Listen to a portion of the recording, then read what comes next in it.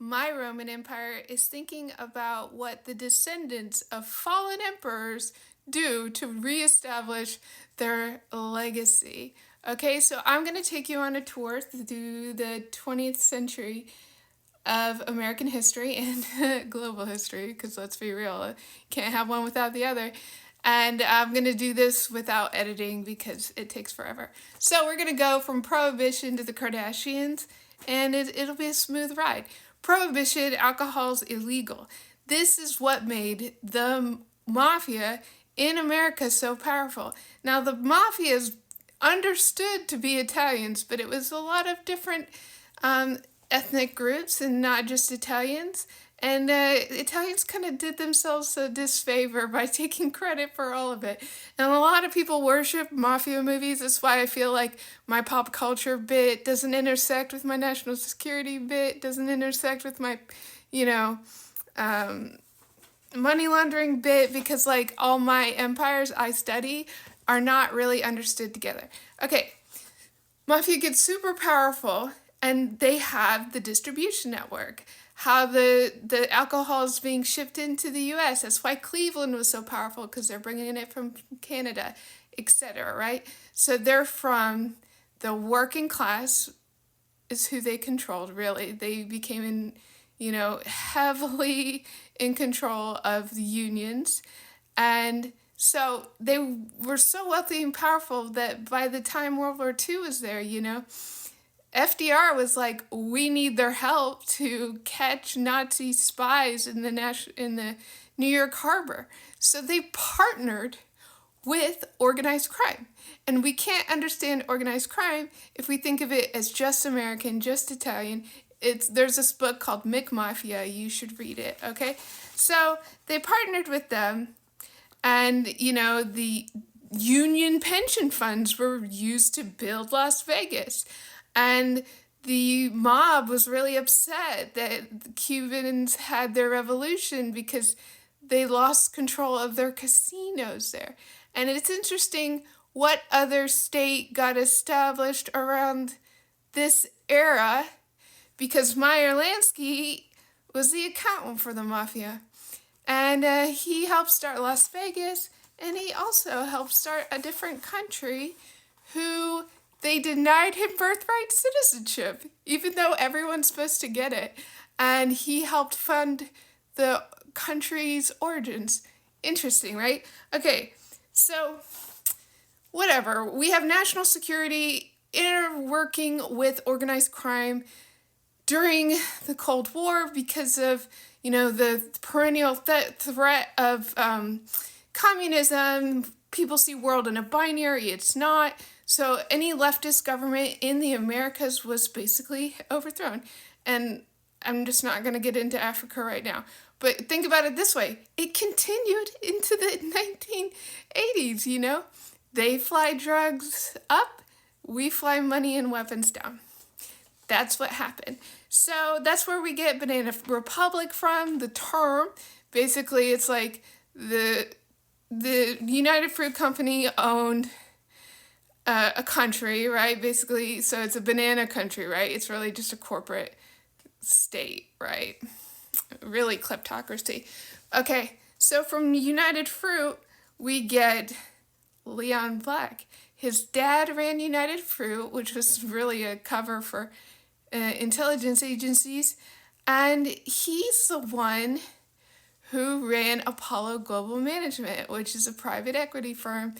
Last I checked, I don't know, managing around $1 trillion in assets, whatever.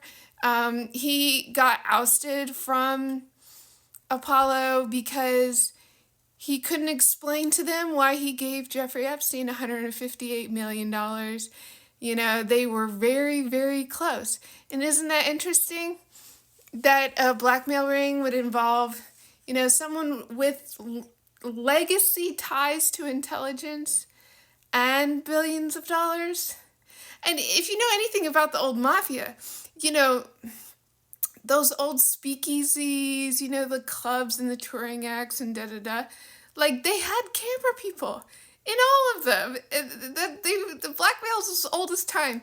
Watch the movie Who Framed Roger Rabbit. I really believe it's based on a true story. Okay, and we'll get to the music piece in a little bit. So we have Leon Black, bad guy, no repercussions at all whatsoever. But he was also on the board of the Russian Direct Investment Fund, which was a sovereign wealth fund that was basically Putin's slush fund to do with what he will. And Leon Black was on the board of that RDIF. Now, so was David Bonderman of TPG and some other people. And interestingly enough, TPG and Apollo bought Caesars. And so it's kind of like, oh, let's rebuild Las Vegas. Wouldn't that be great? We'll do that. And so then you have Britney Spears has a residency there. TPG controls her talent agency, bought out her dad's business partner's failing casino. And so basically Apollo and TPG are like tied to Russian money during that whole lead up to the launch of her Vegas presidency. Like, I do think that Russia really fostered the rebirth of Las Vegas. Like, if you look at what Saudis are doing with Silver Lake right now, you'll see what I mean. Hard to follow the money, right? So that's that, okay? And so we're going to get to the Kardashians now. Going back to Prohibition era, Music Corporation of America came out of Al Capone, Chicago, booking speakeasies. They moved the company out to Los Angeles, and it really became just a talent agency at first, okay? And it got taken over by an old speakeasy boy that worked in Cleveland, and he rose to be the most powerful man in Hollywood throughout most of the 1900s, and his name is Lou Wasserman. So MCA always had ties to organized crime. And, you know, MCA was Ronald Reagan's talent agent. And Lou Wasserman and Ronald Reagan stayed close. Like, a lot of people believe that he's the one who kind of trained Ronald Reagan up to become the governor of California and then the president, okay? And that was all part of a plan. You want to put someone in who's on your team, right? And that's the marriage of national security, pop culture, and organized crime right there. And a lot of our economic problems today stem from the hyper deregulation that started under Reagan's administration in the 1980s.